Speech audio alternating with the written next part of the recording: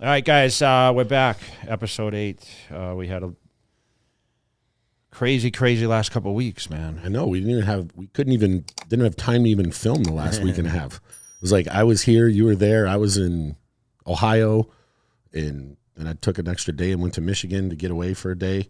But it's good we're actually able to film this before we go to Florida for the Olympia. Yeah, it's kind of funny because we make these scheduled plans to shoot everything, and I know we were trying to do weekly podcasts. I think the consistency, people want to hear the insight, and it's of course another competitive season, man. It's all kind of compiled into one. All the shows got pushed, and it's crazy that we'll be after next weekend. The season will be pretty much done for the.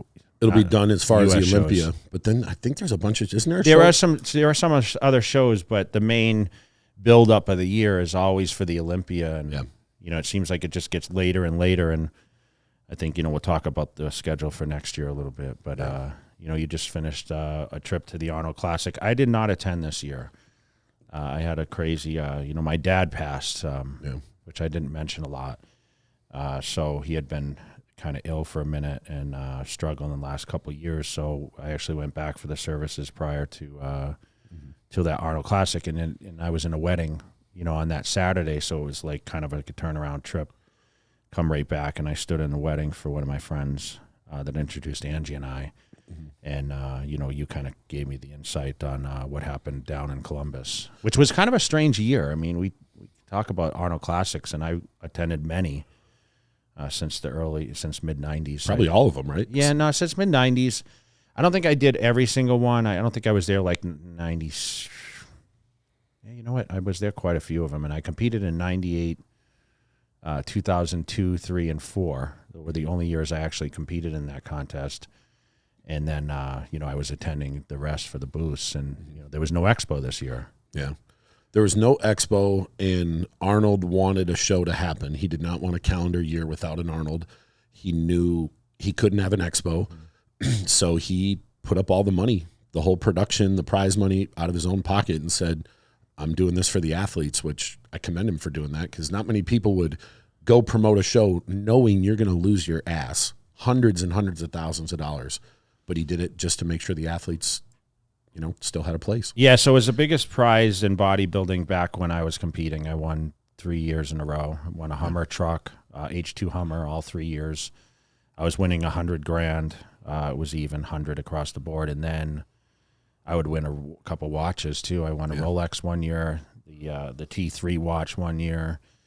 There was 1 year I did not get a watch, but that alone was the biggest prize. It was bigger than the Olympia because the Olympia was like 110 then. Mm-hmm.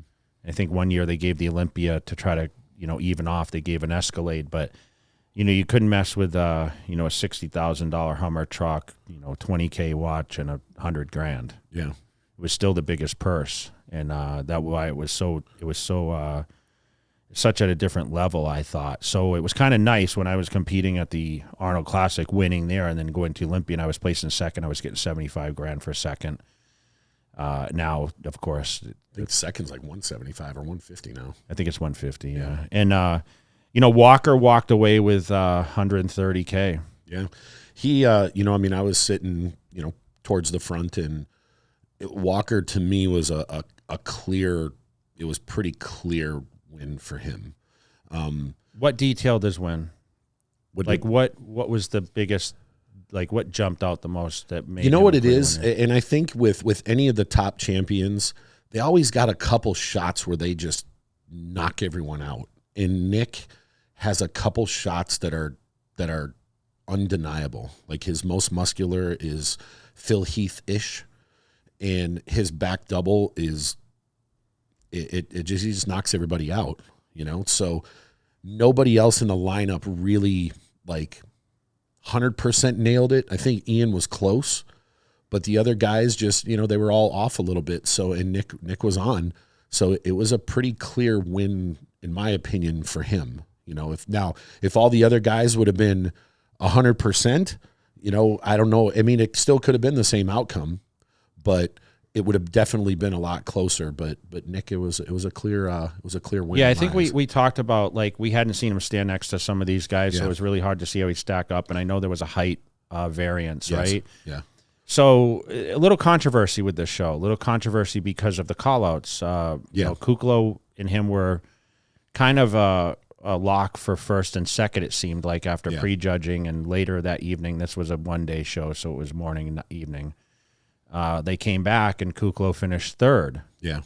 So, you know, there's a little questions on, okay, what happened, right? How did that shift? And as we know, which is different from my era, the show now 50% is in the morning, 50% at night. It was never like that necessarily, I don't think, when I was competing. I never thought it was either. I always kind of thought it was prejudgings when it was judge, and night show was just for you know, Arnold made this whole thing about, hey, I want the posing round to count. So they're looking and judging the physique in the posing round. And I know there were some questions like, you know, because they chose a best poser award, which was kind of an outside sponsorship, meaning the money came in, you know, through different sponsors, from my understanding. Mm-hmm. And although the judges decided who that winner was, you know, there was questions arise that, you know, because Sergio, who finished sixth, won the posing round, and thought, okay, well, shouldn't he get the points? Yeah.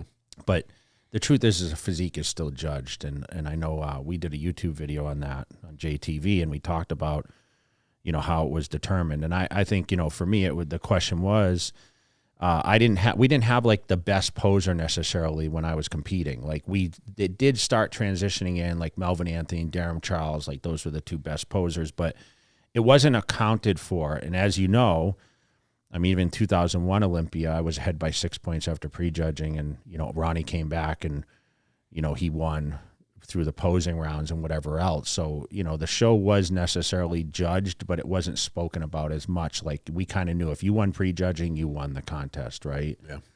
So I think that's where, you know, there was some questions that needed to be answered. And I think, you know, as you've seen, it's kind of unfolded. I mean, I think Nick was clearly the winner. Yeah. Kuklo, you know, Ian second, third, I guess the points were very close.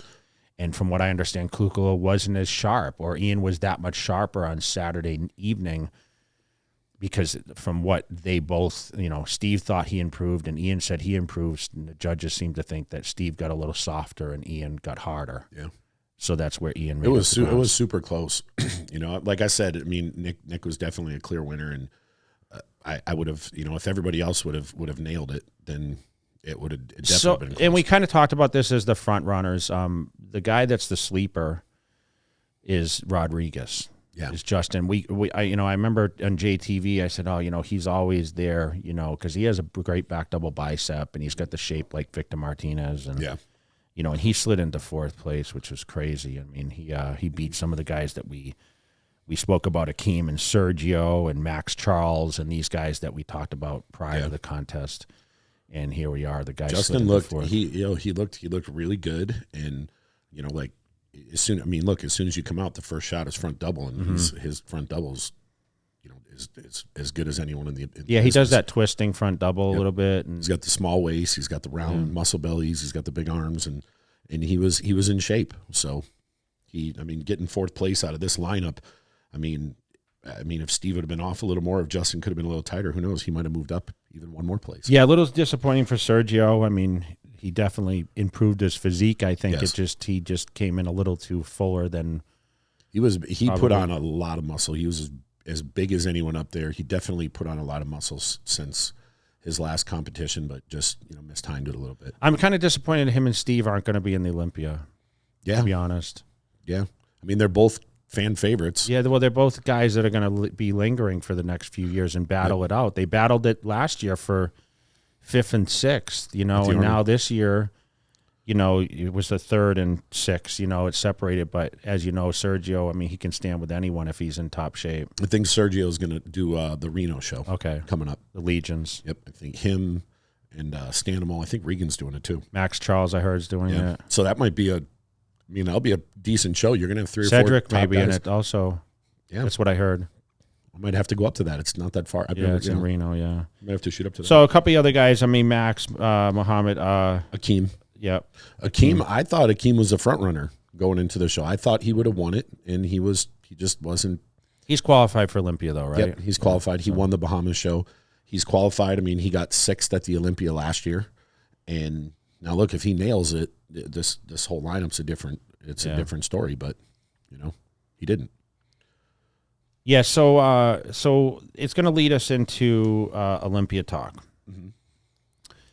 and most exciting time of the year, Super Bowl, Olympia. Are you excited to go to the Olympia again? You know what? I get excited more for the guys, meaning it's a make or break show for a lot of people. I'm excited for like the walkers who's it's their first time. Yep. I'm excited for Rami who's defending. Hottie because he's actually here 6 weeks in advance. There's so many guys. I mean, Hunter, the new guy, is coming in. Ian's on a run right now. He won 2 shows and second at the Arnold. Bonnick is finally going to get to compete. He was held off. I mean, hopefully Rolly can make it. But I think the whole Olympia, the brand, and like the whole thing around the weekend it's exciting, right? Because not only is it just the open division, we can talk about is Bumstead going to repeat. Is Clarita going to repeat, or is Lunsford going to get what he's been fighting for years? Or is, Kamal going to come back and win it? I heard he looks amazing. And then, you have, men's physique. Is Brandon Hendrickson going to repeat? This is his second Olympia, and he got 5th last time. Yeah, so, I mean, and then, there's just so many question marks, right? Yeah. We have our own home, Jen Dory, who got second last year. She just won the Arnold. Is she going to actually win her first? Ashley Kay is coming back, and she's won 3 Olympias. Yeah, and she got recognition this year. So there's just a lot of hype around it, and we've been following it for a long time, and I want to go back in the history a little bit of the Mr. Olympia. And, we were talking about, the significance of the 212 versus the open, right? And now we've seen like a Hottie Chupin who's transpired from 212 now to being an open contender. Yeah. We talk about that with Lunsford, right? Can he get down and compete in the 212 and be competitive? Flex Lewis had a battle trying to bring that weight down. And he's trying to go back, and an open competitor now. So you're seeing the transition and back in the era of, Arnold versus Franco. They had 2 divisions, which in 1976 they had the Mr. Olympia in a short class. So Arnold won, and Franco short class. They called it a short class then. It's kind of discriminatory, right? Yeah, it is. You're short. Yeah, it's messed up. I mean, I don't know how tall was Franco. I don't know. 5'6"? Yeah, maybe 5'5", 5'6". So he would have been right in the mix with a lot of Was these. he Flex Lewis's? What's Flex Lewis? I think he's about 5'6". Yeah. I think him, Hottie, Nick, I think they're all right in that range. Dexter was right in that range. Yeah. Yeah, so so in 1976 they both won it, and then they compared the 2 of them, which would be kind of cool. And they got an overall? I still think that would be cool if they brought out. Yeah, what happens if the 212 guy looks so much better than, if it was Rami, it'd be difficult, it's right? Kind of difficult. But you did that video last year of Bumstead. Yeah.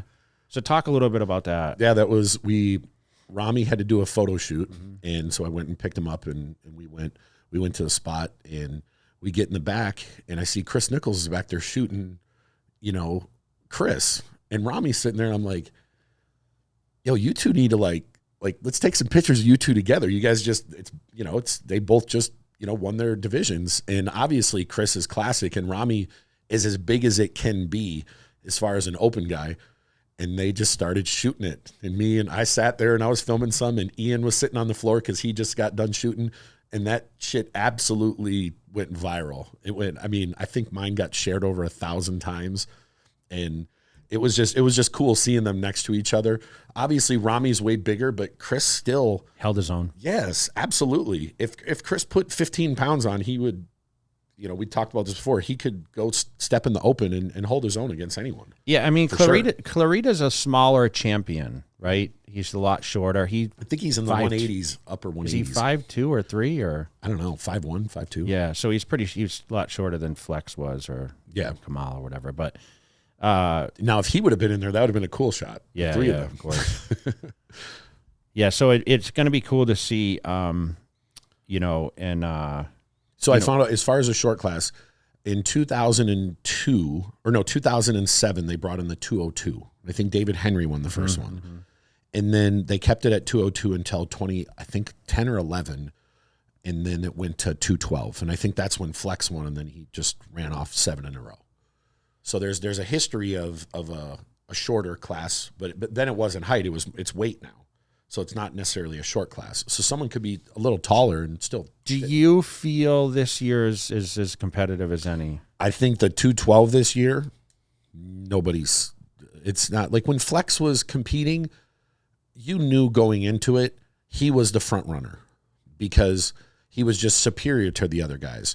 But this year, and I hate saying this, not disrespect, but there's no front runner. Yeah. You know, I mean, Sean's the reigning champion, but Sean could be beat by multiple people. You know, if Derek nails it, I think Derek could beat him. If Kamal nails it, he could beat him. If what's his name? Why am I forgetting his name right now? He won Chicago. HD Muscles. Keon Pearson. If Keon nails it, I mean, there's 4 guys right in that mix that I forgot about him actually. Yeah, he just needs to get harder. I mean, I think if he got hard enough, yes, he would be definitely more of a contender. But I haven't seen him nail the condition beyond what he needs to from the backside yet. The shape will carry him through any show. It's kind of like the Steve Laureus, you know. He always looked amazing, and we'll see. I mean, we'll see if all 4 of those guys nail it. I mean, I wouldn't want to be the judge.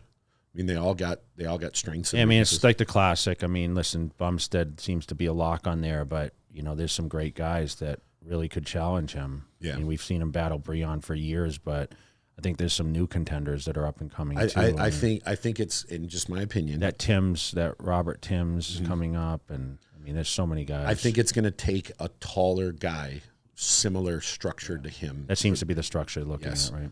You know, and I hate saying that because, you know, you don't want to discredit somebody, but it's going to be very hard for a guy much shorter than him to beat him. Unless he's off, then obviously anyone can pull in there and win it. All right, so let's shift a little bit before we get into Olympia discussion. So we just went to Idaho Falls. That was our latest trip, and guys, it's so great to be back on the road traveling again and being able to do these meet and greets. And we weren't sure how the turnout was going to be because in these times you wonder, do people still have fear to come out, or are they facing cabin fever that they just want to get out in droves and just come and support? And we were going to a place where we weren't sure what the population would be based on it, but it was an amazing turnout for the RIP Nutrition event. Oh, yeah. No, we got there, and Brooke Entz came with. We all landed at the same time, and we went and trained and went and got some food, and just, you know, it was just nice to get out, kind of the old days. I work from home, and you know, I don't work a normal 9-to-5 job, so me traveling is how I get to see people. You get to have dinner and shoot the shit with people, and we haven't had a lot of that in the last year and a half. So it's just nice to get out there, and we got to the event, and there was already a line. And as you and Brooke started taking pictures with people, I kind of walked out an hour later, and the line was longer and longer and longer, and we're 2 hours into it, and I'm like, wow, the line's down and wrapped around the corner. So it was exciting knowing that people were happy to get out and just come take pictures and, you know, just it was a 12-to-3 event. And I remember at like 2:15, you're like, there's like 100 people in line. It's still, and you know, we were taking time with people, right? Because we had a little extra time, and you know, the way they had it set up, you know, it was kind of like Brooke and I were taking pictures together. And for you guys that aren't familiar with Brooke Entz, you know, she's big in the CrossFit.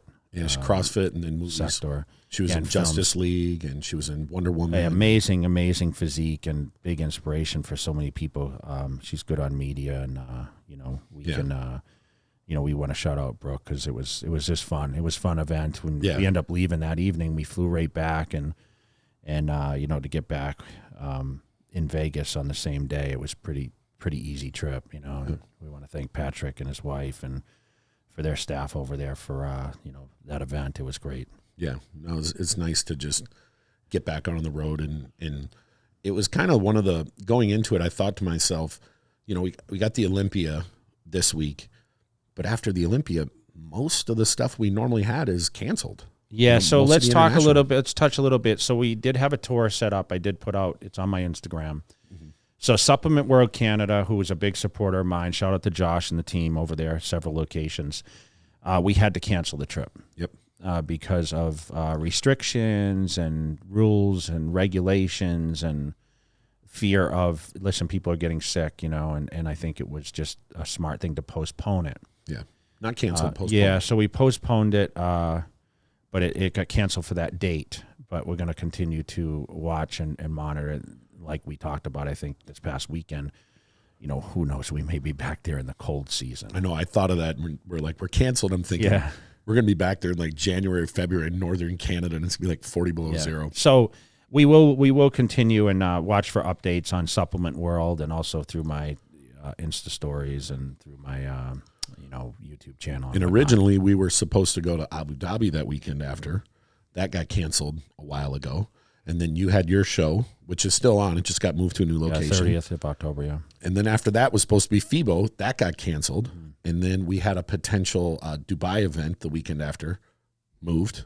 So, and then our Scandinavia tours pushed to next year as well. Yeah, so we have the Olympia weekend coming this coming weekend. We're doing this podcast on Monday. So we're going to talk a little bit about that. But, we are, continuing our travels and, we'll be updating whatever booked events we have coming. What do you if you were to compare the three, the Arnold, the Olympia, and FIBO?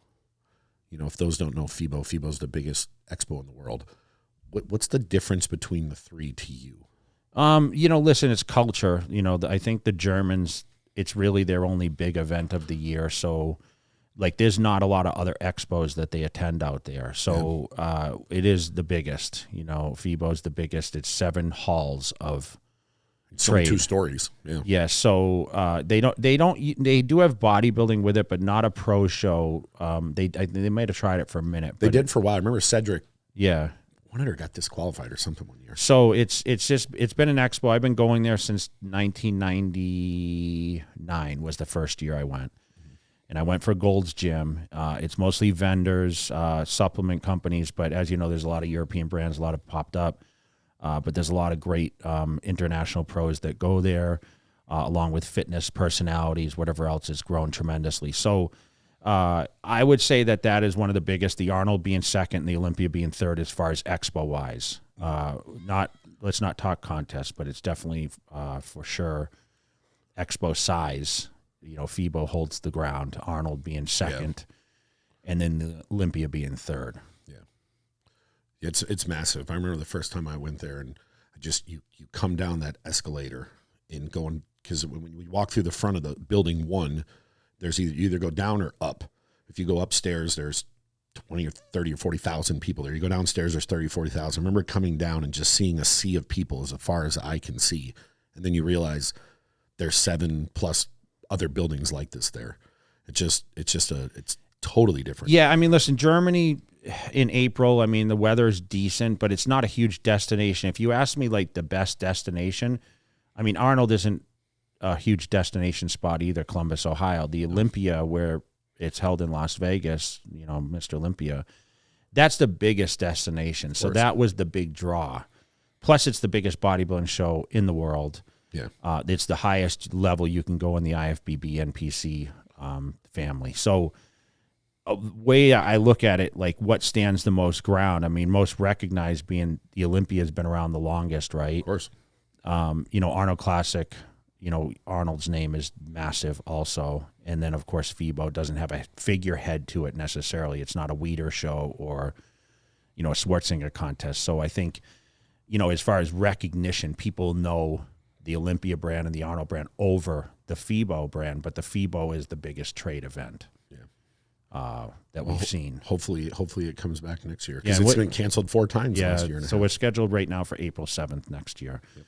And we'll be on it. So why don't you kick off this Olympia, the preview? And I'm not going to I don't want to give predictions because I hated predictions. No. And that's one thing about, I've kind of reserved that with these podcasts. I kind of have a lot of respect for the guys, and I have, some thought to what I want to say. I mean, I can tell you who I think, is definitely going to be front runners. I think it's kind of known. Fair. Yeah, it's fair. I'm the same way. I don't like predicting who's going to do what, because I've never competed on the Olympia stage, but I've been there and I've seen people in a matter of 5 minutes, their physique change for whatever variable it might be that can make you from first to fifth. I've witnessed it. So you predicting what someone's going to do, there's too many variables that can change. You know why I hate predictions? Because Ronnie was 9th and moved to first. I was 8th and moved to second. Nobody would have ever predicted you guys to be in a contender. So there's always that one. It's like when we talked about the Arnold preview, we talked about Justin Rodriguez and him not really being in the top 4 or 5, and he moved into 4th. So I think we know who the front runners are, and I mean we can start off however way you want. I'm gonna just give some names. Give your if you think they're gonna be a front runner, okay, and if there's pros or cons. I'm gonna do it in alphabetical order. So first would be William Bonnick. Well, he's coming. I mean he's been second. He was 5th last year. Mm-hmm. He's definitely going to surprise some people. I think I would, if I would have to say, I would probably pick him to be in the top 5, but he could finish, between 3rd and 5th for sure in this contest. Second, Hadi Choopan. 4th last year. Second after the night show. Finals, he was straight seconds. People are counting him as either winning or getting 2nd or 3rd. I mean, I could see him in those positions for sure. I mean, he looks like he's improved and he's been here for a minute, so he doesn't have that dial-in issue of losing the water before the show. So, and he's still, to me, he gets that grainy, hard. Yeah, and a lot of the other, some of the other guys just don't. Brandon Curry. I would, if I was a betting man, I would put him in the top 2, just because he's Mr. Olympia. He's been there. He was 2nd last year. People are counting him out a little bit, I think, and he's got a lot of fullness and a lot of shape that some of the guys don't have necessarily that combination. Mamdouh Elsbaye, Big Ramy. I mean, can he pull it off and repeat? I think he'll win it again. I mean, I hate to make, like I said, predictions, but I feel that he's in the driver's seat to win this contest. Regan Grimes.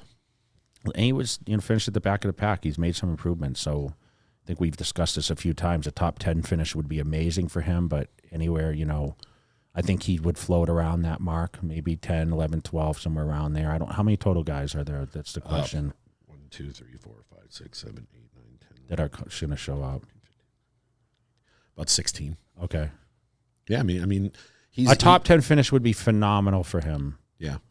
He has the shape and he has the condition.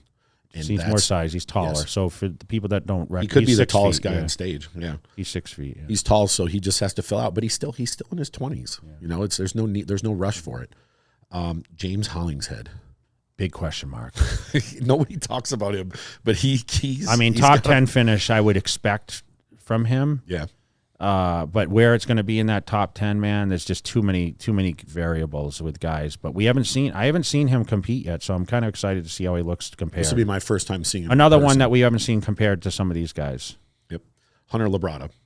7th, 8th last year? 8th. Yep. He placed behind Ian. I expect him to move up, man. I mean, he could be in that top 5 pretty easy if he bumps some guys out, but it really depends on his condition. We need to see him sharp.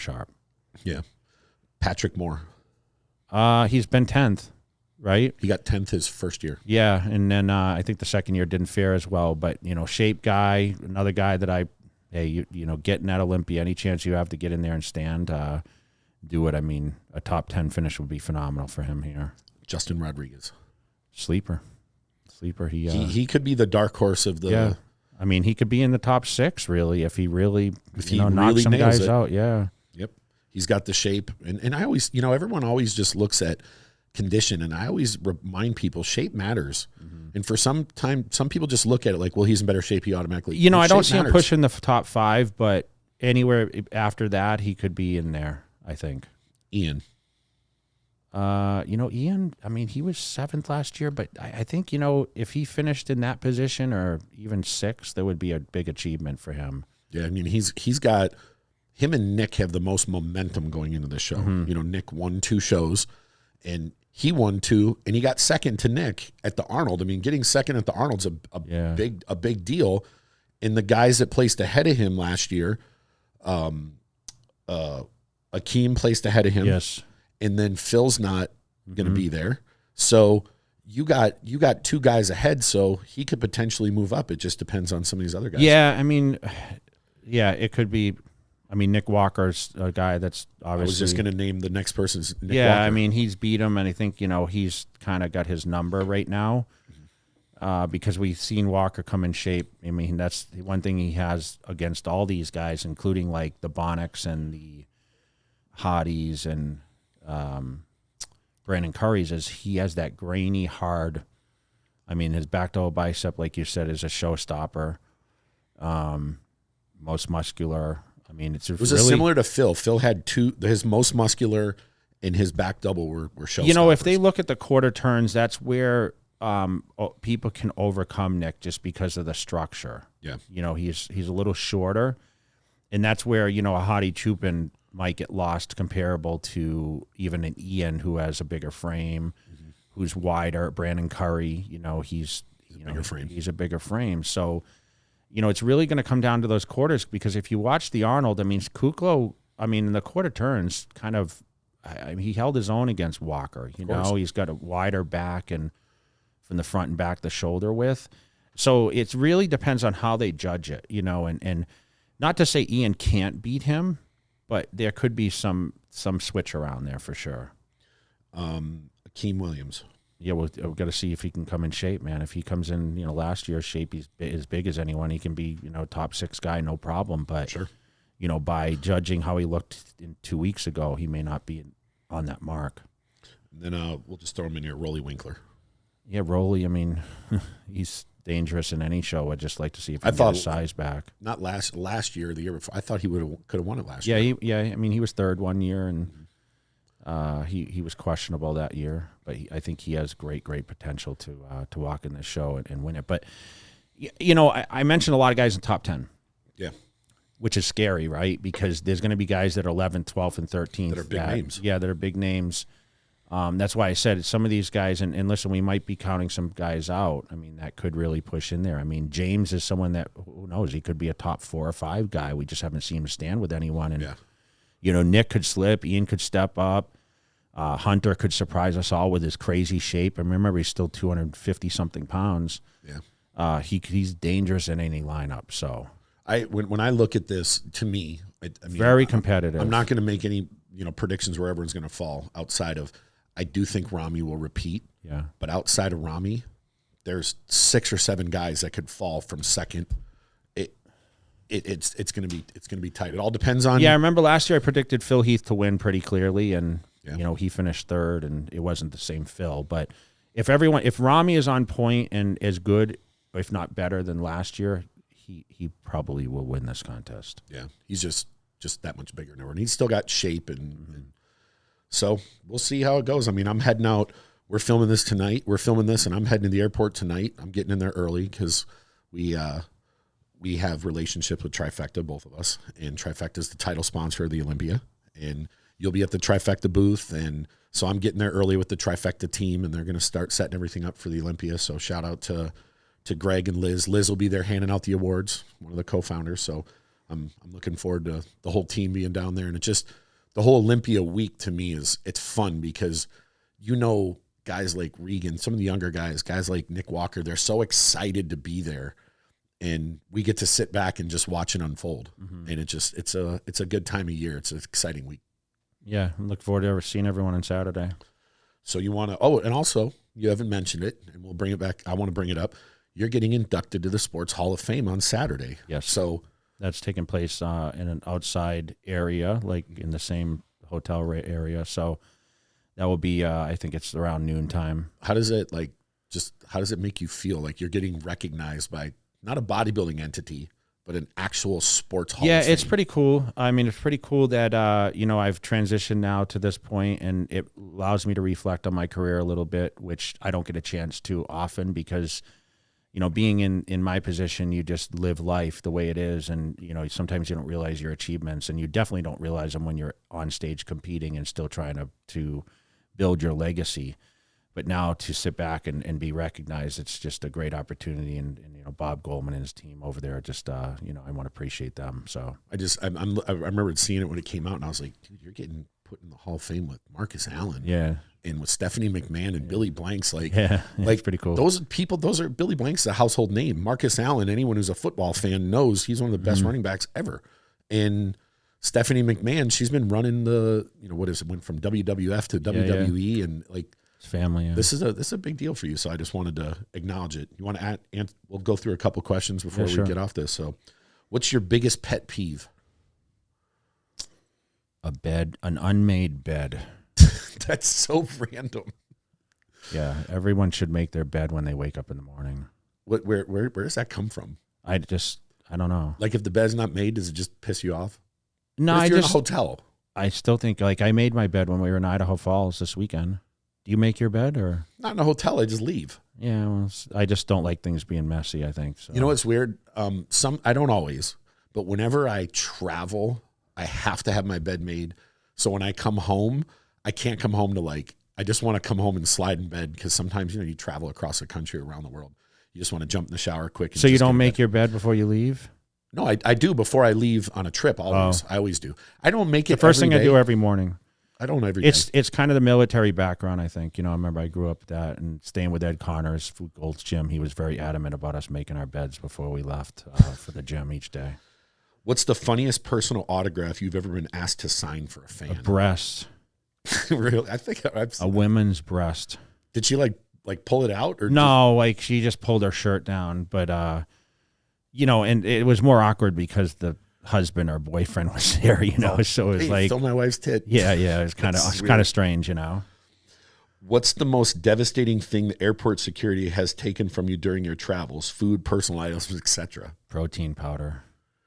Because it'll test positive for explosives. Well, it's just, we thrived on our protein when we were traveling. I mean, if we didn't have something to eat, it was crucial, right? And we always thought protein was the answer for the fill-in meals, So when they take the protein, you're disappointed as hell. I remember right after 9/11, I was out here in Vegas, and I go through TSA and the shit beeps or whatever. And they pull my stuff aside. They're like, you have anything on this? And I'm like, no. And the guy takes my bag and looks at me, stares me in the eye, turns it upside down and shakes it. And all my shit falls out, everywhere. And there was a pair of toenail clippers in there. And then he handed it back and walked off. All my shit was all over. It was on the floor. He just stared at me and just shook the fucking back like this. And all my shit went everywhere. Never forget that.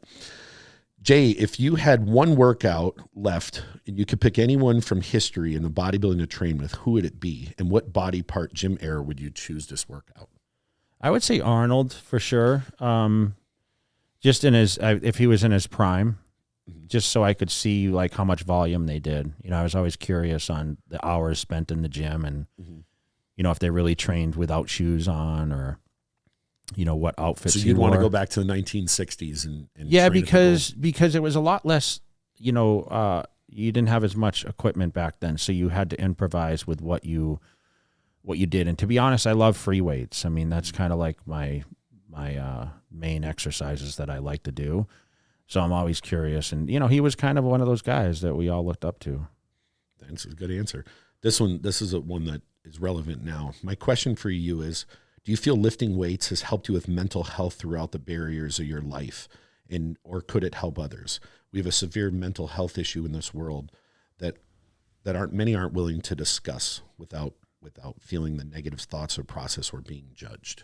Yeah, huge stress reliever. That's how I started training, was just because I was tossed between family, work, and, whether I wanted to go to college and what I wanted to do with my life at 18. So I think, for sure, it definitely helps with the stress. And there's no other zone you can actually get into other than, when you get in that zone of weight training, how it's crazy how much it affects you. Yeah. So I think, weights can be something that would give people not only the confidence to see their body change in a positive aspect, but, it gives them also the mindset and the dedication to focus on other things too. It really helps structure your life a lot. I'm going to ask one more. Jay, what's your opinion on the way people always compare bodybuilders from the 90s era? I hate it. I do too. I hate it because, like I mentioned, like the diet routines are different, the training methods are different, the equipment's a lot different. There's a lot more knowledge today, and remember, the guys today make a lot more money than the guys did back then. Yeah. You know, the social media aspect has allowed them to do so much more. Yes, they had contracts that were guarantees, but at the same time, like, there's much more opportunity now for everyone to make money and build their own brand. It's not being controlled by an entity. So I think that everything advances. I mean, you hear this many times, records are to be broken. Yeah. And we're all just adaptive to what is in front of us and what the judging. It's the judging criteria that people don't, you know, they need to recognize, like, they're awarding guys to be bigger. You know, if a guy came in super ripped and didn't have as much muscle, sometimes the guys with shape win over that guy, you know, more muscle, round muscle, because, you know, it's still bodybuilding. It's not body ripping, right? Yeah. So that's why I get a little frustrated with the strided glutes and all that, because some guys have to sacrifice that roundness and, you know, the quality of the structure in order to get that crazy conditioning, you know. So I still think that you have to judge the physique and how the muscle flows and the roundness to the muscle. Yeah. I think a lot of people they pinpoint the conditioning too much. All they care about is conditioning. It's like, dude, there's different divisions. There's different divisions now to be more relative to that. So, you know, classic physiques obviously don't hold as much muscle mass, and they get in crazy condition. And men's physique, the same thing. I mean, I think we overlook men's physique because they don't show their legs as much. But I feel like you know, there's just a lot of opportunity today, and I think that, you know, just be aware that, you know, the physiques are bigger in the men's open, and it's still the biggest seller. That's what people pay to see, and you know, we're going to see it here on the upcoming Olympia in the next week. Yeah. Well, so any questions you guys have or comments you guys want to make sure you guys, who are your pick to win the Mr. Olympia? Yeah, I was going to say, post your top 5 in order, and maybe someone who wins will pick something and give it to them if they pick the top 5 correctly. Yeah, I'd like to see who picks the top. I don't want to do it, so I'm going to leave it up to the fans. And guys, make sure Rami will win, and after that, it's wide open. Stay tuned for another episode. We'll do a follow up on the Olympia weekend, and you know, it will all be played out by then. But thank you guys for subscribing and liking and sharing this video. Just make sure you guys comment. It will really help with the algorithms. And for another episode 8, it's in the books. Out.